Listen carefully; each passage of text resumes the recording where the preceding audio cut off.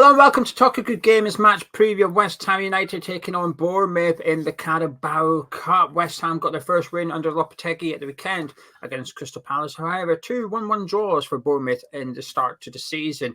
Gonzo, what's your thoughts on the Carabao Cup this season? Because historically we've loved it. Then we were in European football. We had a relegation battle on our hands in one season.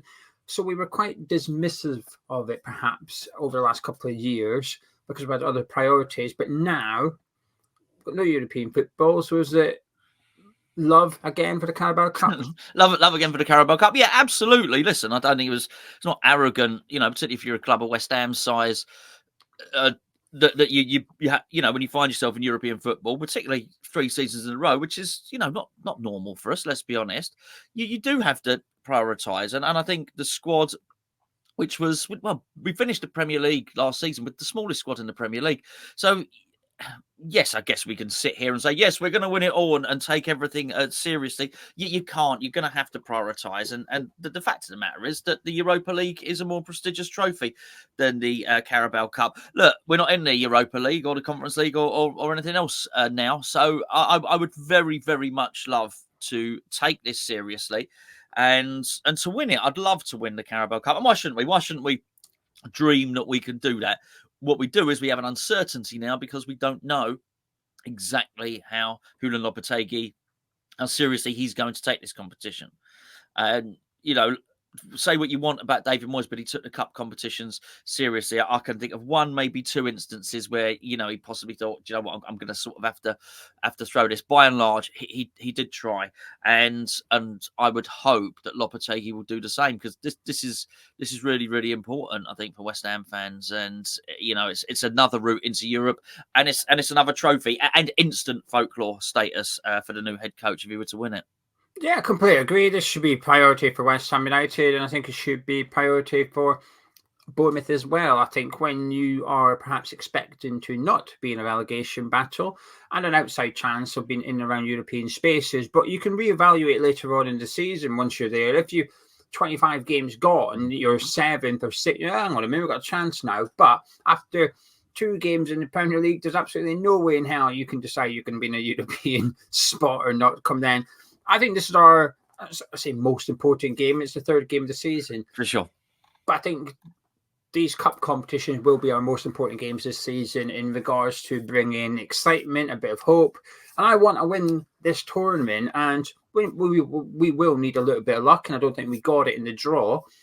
But all goes well, we perhaps can go and win it. I want us to take this cup competition seriously. In the 11 I'd like to see later on in the video will reflect that. And I'm really looking forward to this game, actually. And that's been helped and aided by beating Crystal Palace. My fear was we'd lose that game and then get to this one. And I wouldn't say Lopetegui throws it per se, but his focus might be we've got to get something against City. So we're not played 3, lost 3 going into the international break. But now we've got the win. I think personally, I would prioritise this one over that Man City game at the weekend, truth be told. I'm excited, actually, and I'm hoping the lineup comes out on Wednesday and it's a strong one and it just gives us all a buzz, because I agree with you. Moyes and before him, Slaven Bilic took the cup competitions seriously. I do feel like that. And we were close to, we advanced in those competitions quite regular too. So yeah, bring it on, the Carabao Cup. I'm all for it. I want to win it and I hope we bloody do. When the draw happened last couple of weeks ago now, and Bournemouth came out, West Ham came out first. I was like, right, it was Bournemouth. What was your initial reaction? Damn, really. I'd have preferred an easier team, quite frankly. If I can avoid Premier League teams, I'd choose to do so. And I think there's a couple of clubs, like Bournemouth would be amongst them, Bournemouth and Fulham, who would be keen to avoid at all costs most of the time this season. They might not be the big boys, but I think they got wily old manager, not old managers, are they? But they got wily managers and some capable players. So I would have preferred not to. My one hope would be that maybe they're going to be focused on the league, because I think they're a really capable team. I know they've only got 2 draws at the start, But I think Bournemouth very capable, very impressive Iraola since he joined as well. I thought it was very boring.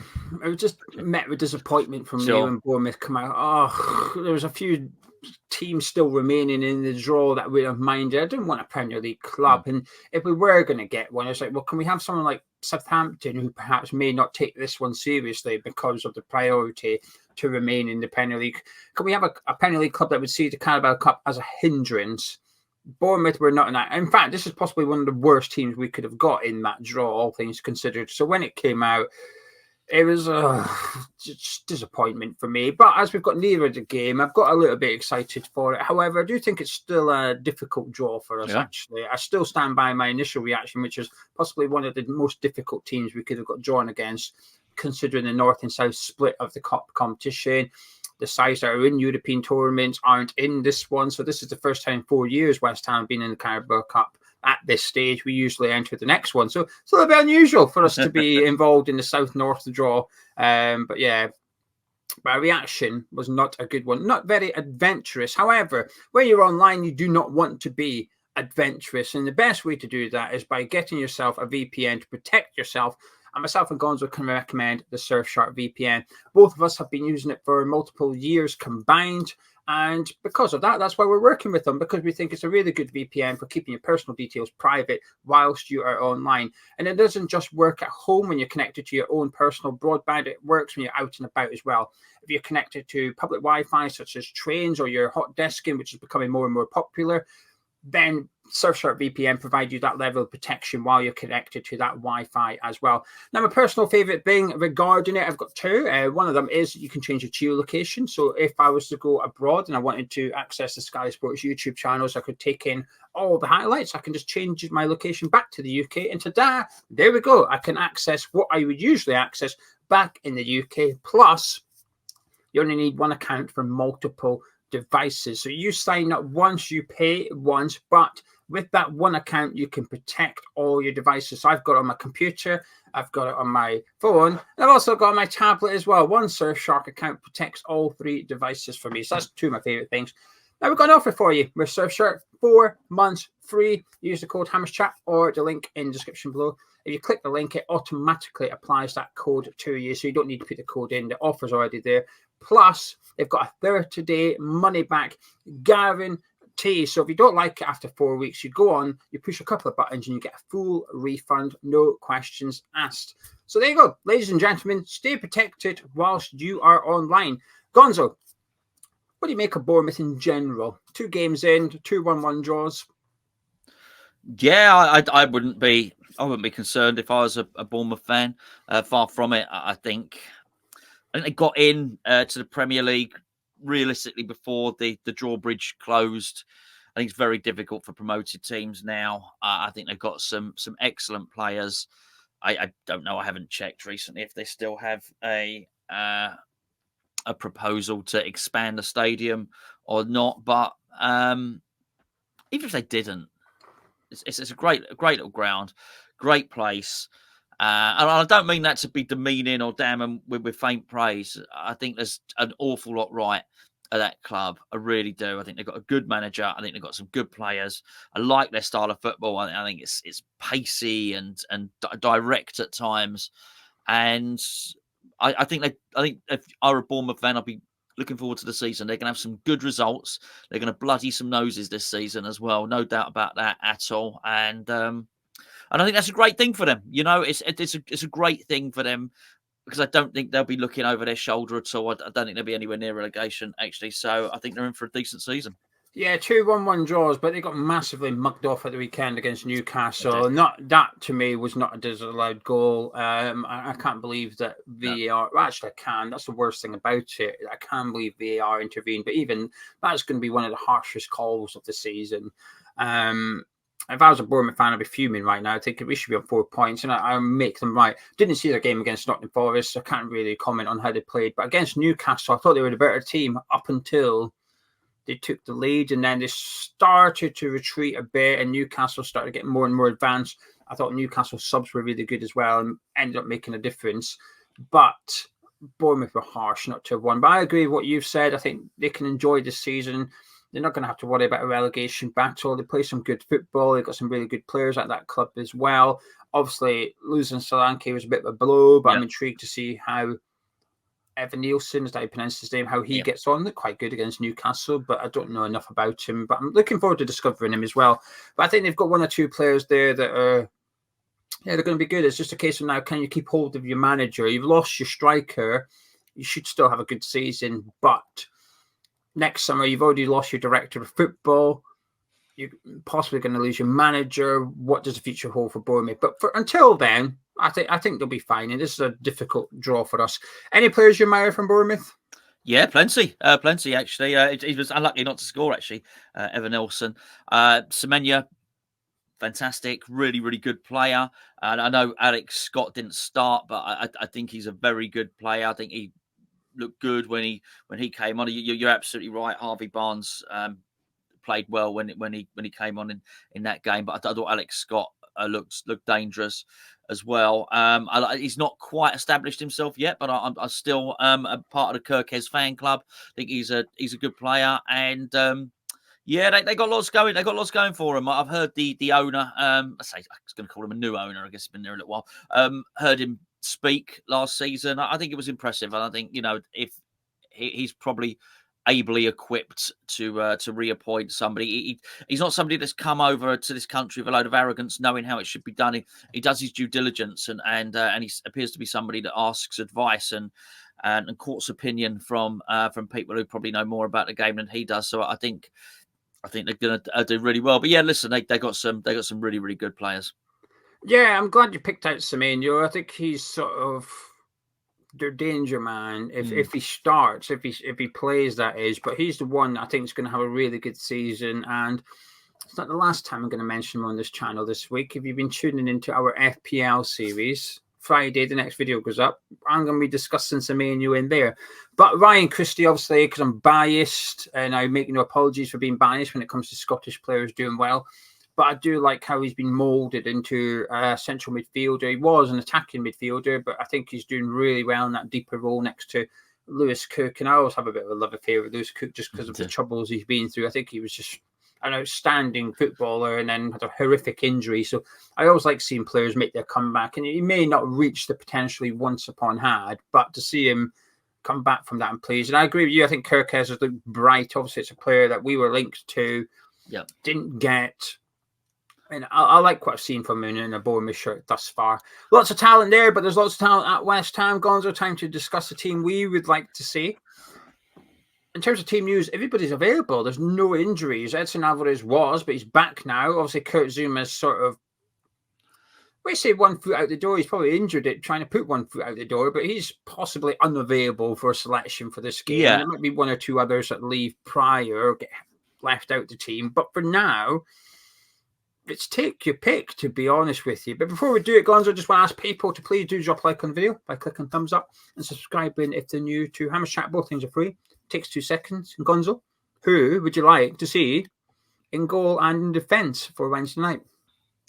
I thought Fabianski was decent enough in pre-season, actually. And whilst I would play him, but only just so he has a certain amount of sharpness in case we need him. I wouldn't overly commit to a policy of him playing every Carabao Cup game. I wouldn't do this. I don't think we're not in Europe at the moment, and I think they will get to a point, and particularly if we were to get through Bournemouth, which ain't going to be easy, where you might well think, actually, no, I want my best keeper in there rather than trying to do the rotation thing. But I think at the moment you're probably wise. What you don't want to do is be dropping him in cold if, for instance, Iraola were to pick up an injury. So I would actually play Fabianski in this one. I'll give you my back four now, as I am taking this game seriously, but I also do want to, I think it's important that we try and feature a few of the new players to give them some encouragement as well. But I'd play Wan-Bissaka at right back. I'd bring Todibo in alongside Mavropanos. No reflection on Mavropanos. I'll bring him back for Man City, just so I know that's a different video. But yes, I'm not smacking his bum. I play Kilman, and I would also play. I'd play Alvarez. I wouldn't play Alvarez at left back. That would be a ridiculous thing to do. You would say Aaron Emerson here. Just like a hybrid. Aaron Emerson, that's like a love child. If they had a baby, as a thought. So I'd play Aaron Emerson at left back, certainly. And just to confirm, that was Emerson. For those things, I just maybe slightly missed that. But I think we're going to have a similar 11 then, actually, because I'm the same as you, which is almost strongest 11. However, rotating the new players in as and where applicable. So I've gone with Iraola in goal for this one. If we had European football, I'd be inclined to go Fabianski for the reason you suggested, which is Fabianski would be picking up regular appearances. However, because he's not, and at some point Fabianski is going to leave, right? I thought it would be the summer has just passed. I think it's a fair expectation that next summer is the summer that Fabianski is going to leave. So I think this whole cup goalkeeper thing, I think it's okay when you've got European football. If anything, I think it's important. But when you don't, there could only be 2 cup games. Right, we could get knocked out on Wednesday, knocked out in the first round of the FA Cup. So there might you're only guaranteed 2 cup games. I don't think it's worth playing him for just 2 games. It may be more. Iraola might get injured. He has a habit of picking up small niggles, but I'd cross that bridge when we come to it. And for this one, I would stick with Iraola. Moving into the defence, complete same back 4 as you for the same reasons. Wan-Bisska, Todibo, Kilman, and Emerson. Now, moving into midfield, where we've perhaps got a few more options, actually. Because there's been a couple of patient players sat there with very few minutes under their belt. But what would you like to see done at the base of your midfield? Well, again, I'm not dropping Rodriguez for the reasons of naughtiness. I'm just not sure how much he is up to the rigours of, an English game playing, basically playing Saturday, Wednesday. When is it? Saturday or Sunday? The Man City one. Yeah. That's a tough call, isn't it, really? So I'd drop him for this one. Would play Alvarez. I'd play Alvarez and I'd play him alongside James Ward-Prowse, who has been really patient. I'm quite sure his attitude has been superb, and notably didn't get off the bench in a game against Crystal Palace, despite 5 substitutions being made. So I think it's probably important to get him involved. Wouldn't be totally shocked to see him leave. I have to say, even a really late bid in the window. He's clearly not going to feature as much as he would like under Lopetegui. So I would play him in this one, and I think as a midfield, as a pairing in midfield, I think that could be absolutely fine as well. They played together last season. Alvarez and Ward-Prowse in the middle. I wouldn't necessarily be completely against that, and I wouldn't be surprised if that's what we see either. I think Lopetegui might go with that, and you've suggested it, other people suggest it. I'm not going to. Sometimes I feel strongly about something. I'm like, I'm going to debate this, but other times I'm like, I'm not that bothered. Like, if I've seen that, fine. For me personally, I'd go Alvarez and Rodriguez because you can make 5 substitutions. When I was thinking about it, I thought, do we put Ward-Prowse in? Is there a space for Potts to get minutes? I said, well, no, because I want the strongest 11. And I don't think either of them are in the strongest 11. And I appreciate I may be becoming in the minority here, but I'd rather see, like I said, I'd rather take this game. This game takes priority over Manchester City. And playing Rodriguez and Alvarez may mean that they both can't play against City. But I'm okay with that. Arguably, that's the game you need them to play. But I want to win on Wednesday so much. So Alvarez and Rodriguez in there, with the anticipation that they both won't play 90 minutes, that they come off at some point. But start with your strongest team is the rule of thumb for me here. Now moving into the attacking midfield positions, where I think it gets interesting, because I'd imagine we're both going to have the same striker. So the trio behind Fullkrug is... You're right. Danny Ings deserves a start. You're quite right. Yeah. So in the attacking midfield position, I'm going to play Kudus for this one. Centrally, I'm going to play Bowen on the right, Summerville on the left for this one. We've got another match, Gonzo. Oh! I think it picks itself, personally. Yeah. I'd almost be disappointed if he doesn't do this. Yeah. We need to throw Kudus a little bit of hope. I think here he's done the shift. He's done the hard work. And we need to put him in a bit of a glory position and allow him to, get his first goal of the season. I bet it sounds arrogant if you're a Bournemouth fan. What do you mean? Allow him to get his first goal of the season against us? Increase the chances of him getting his first goal. Yeah, look, we've given Bournemouth plenty of praise, and deservedly so. But look, Kudus needs to be played through the middle, and I think that front. Whatever, it's not a front three, but you know what I mean? Those attacking midfield positions, if you want, that makes us a dangerous proposition, and it gives Summerville the opportunity to show his stuff in his favourite position as well. So I think it's formidable. I think it's quite a dangerous trio. Yeah, I think Summerville has to come in, and then you can almost work backwards. Say, well, does Kudus drop to the bench? If the answer is no, then where we're playing him on the right? Okay, so does Bowen come out? No. Okay, so in the middle, does Souček come out? Okay, maybe. And you speak about the starting 11, but the bench is strong as well. So on the bench, we were to have our attacking four. You've got Antonio, you've got Souček, you've got Paqueta. Guilherme perhaps might be on the bench on Wednesday evening after not making the squad for the first two games. So there's plenty of options there as well going forward for whatever situation we find ourselves in, whether it's to hold on to a lead or try and grab a winner. You've got players on there to make a significant difference. So not too different, our starting 11s. Actually, difference of goalkeeper and central midfielders, but the defence and attack remain the same. So get involved in the comments. Let us know the team you want to see, not what you think Lopetegui will do. No. We don't care about that on this show. We want to know what you guys want to see. Get it in the comments below. Gonzo, this is where you possibly do need to take into consideration what you think Lopetegui will do, but are you confident?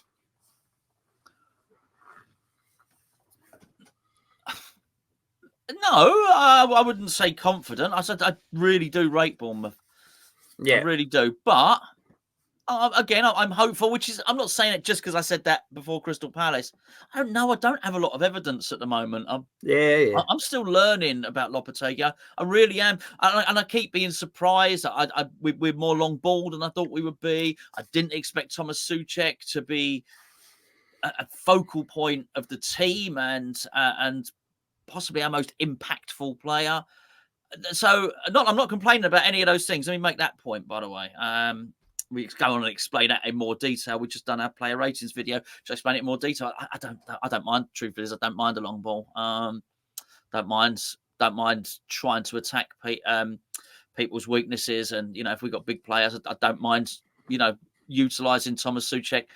If that's what he's decided to do, but I didn't expect it. That's my point. I thought we'd probably pass the ball around a little bit more than we have done, and we've launched it long on a lot of occasions, and tried to switch play, and as I mentioned when we did our video this morning, if you look at our 3 goals that we've scored so far this season, they've had no build-up play. Gio, there's been no. We haven't been passing it around and scored a goal. We've launched it long. To Thomas Souček, who chested it and controlled it well, but he got hacked down, and we scored a penalty. The second one was a centre back running the length of the pitch and playing one pass to Jared Bowen, who scored, and the other goal was a fullback running down the wing, passes the ball into the middle. One of our players misses the ball, it ricochets, does a bit of pinball, and then someone slots it in. There's been no big build-up play, so it's quite clear what we're doing. So I'm learning about this manager at the moment, and because of that, it's hard for me to have confidence. I don't know what we're going to do, but I am hopeful. He does appear to know. Football might not be everyone's cup of tea, but he does appear to know what he's doing.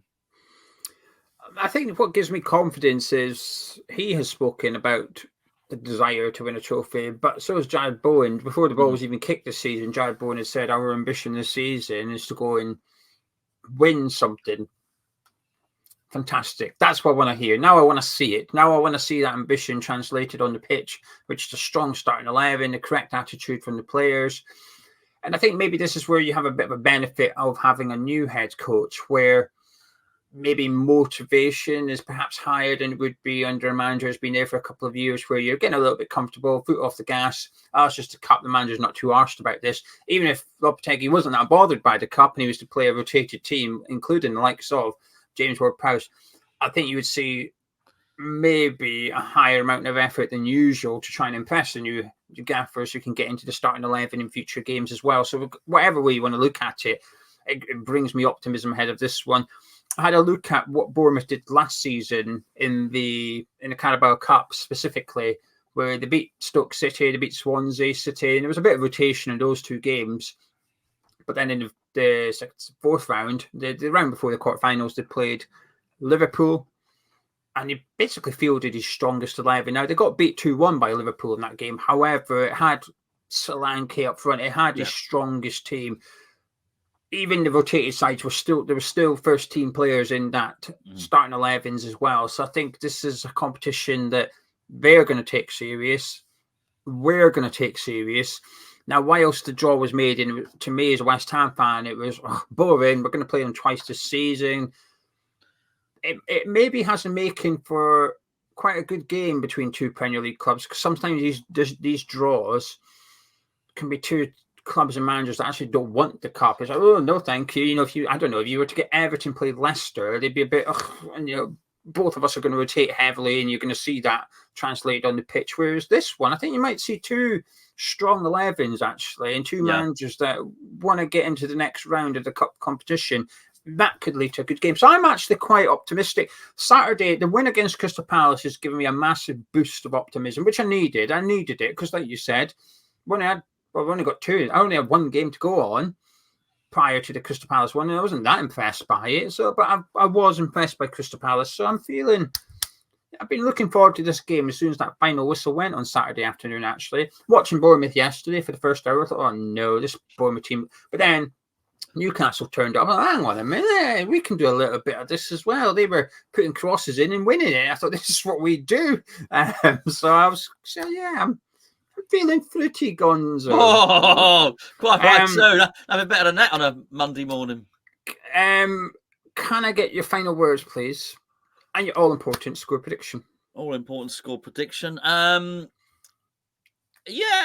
looking forward to seeing the new players. I really am. I didn't mind not seeing them the other day. I was particularly looking forward to seeing Summerville. Didn't see him. Okay, no problem. Look, we got the win, and that's great. But it'd be really nice to see, assuming we do this, it'd be nice to see Summerville, Todibo, and the Fullkrug from the start. I think that is. And Wan-Bisska. Yeah, of course. I don't know. I think because of his good play and his impact against Crystal Palace, I almost feel like I've seen him. I don't feel I've seen the others. So really be looking forward to that, actually. I thought you just hated Wan-Bissaka. That's right. There you go. So really looking forward to that. It has to be said. I do feel our reserves are probably stronger than theirs, as you'd expect for the amount of money that we've spent, by the way. Whilst they've got some wonderful players in their first team, they probably don't have the depth that we have. And up until this point, anything could change in the next hour when you upload this video. But at this point, we've not sold any of our best players either. So I think it's worth remembering, even if we do the changes that we maybe anticipate, you're still going to have a bench that's highly likely with people like Souček, with people like Antonio, with Lucas Paquetá sat on the bench, ready to come on and change that game. And there's something significant in that. I really do feel that proper, not just game changers. Some you might argue, Premier League hardened, and in the case of Paquetá on his day, world class game changers who can come onto that pitch and do something. And let's not discount the absolute quality of Mohamed Kudus, Jared Bowen, which could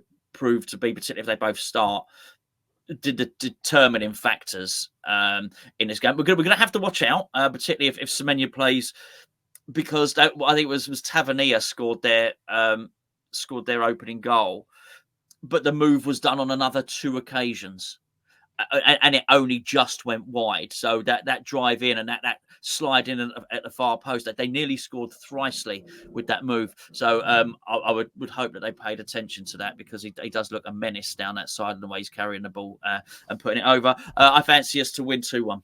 Oh, love that. Get your predictions in below. Obviously, the game is played to finish as well, so you're going to predict a draw. Who do you think would then go on to win the fixture? I'm going to go 2-1 West Ham as well, actually. I I'll be disappointed if we don't go through. I'm not going to pretend that I can't do fakes. I'm not going to sit here and say, I'm buzzing for this game. It's important. And we get knocked out on Thursday. I didn't really care anyway. I'm looking forward to City. No, Thursday, I will be a bit grumpy because we've got knocked out because I want to win this cup competition a lot. And actually, I think Moyes winning the Conference League puts a little bit of pressure on Lopetegui to some extent because it's no longer 43 years, 44 years, 45 years since West Ham won a trophy. It's now 1 and a bit years. 15 months, yeah. So there's a bit. It possibly applies a little bit of pressure on the next guy to come in and say, well, you've got to go either win a trophy or deliver European football because that's what the previous guy did. He delivered 3 seasons of it and won a trophy. What are you going to do? So you've got to. We've also spent 150 million. So we've got to, even if you just stand still, you've got to get us into European football. So there's a bit of pressure on Lopetegui, I think, but that's why I'm confident he'll take this seriously. And that's why I feel quite optimistic we will win on Wednesday. And hopefully we'll get a slightly more favourable draw in the next round in a decent Premier League side. But fingers crossed. But anyway, thank you very much for joining us. Get involved in the comments below. If you've enjoyed this preview, please do drop a like on it by clicking thumbs up if you haven't done so already. Thanks to those who did it earlier in the video. Those who did it, naughty, do it now. Subscribe to Hammers Chat. Myself and Gonzo, well, we'll be live an hour and 5 minutes for a kickoff. I don't know. Whenever that might be. Wednesday sometime. 7:45 or 8. It's one of the two. It'll be one of the two. But we will be live an hour and 5 minutes. So we might be live at 7:40. We might be live.